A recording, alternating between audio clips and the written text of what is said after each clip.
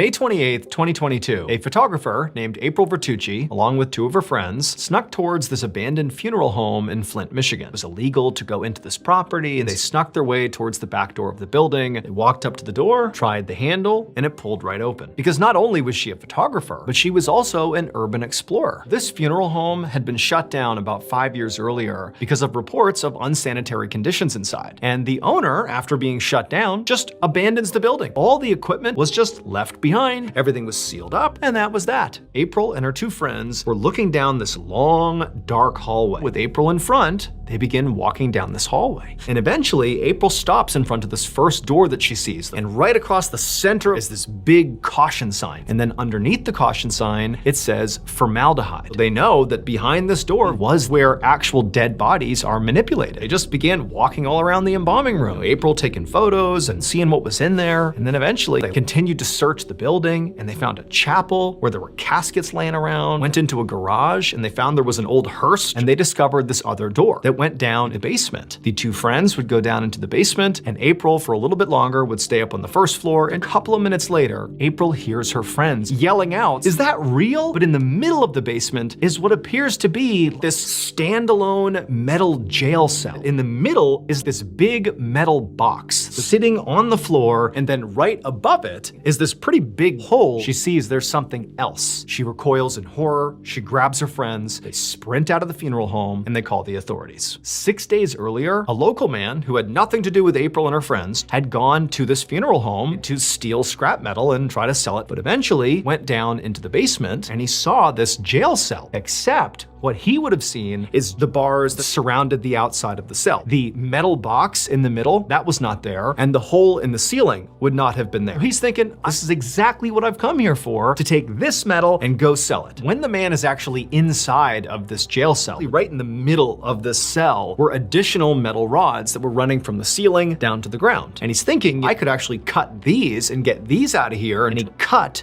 the very first one of these thinner cables. And then this big metal box came crashing down and pinned him to the ground. What this man had walked inside of, it was actually the inner workings of something known as a casket lift. The funeral home has to raise caskets from the basement up to the main floor. He was cutting the support to effectively the elevator car that was right above him that then fell and crushed him. However, he didn't die from getting crushed. He just got trapped. He reached for his phone, but he realized his phone was just barely outside of his reach. He can't call anyone, and no one knows he's here. When April and her friends showed up, and he was literally outstretched, still reaching for his phone.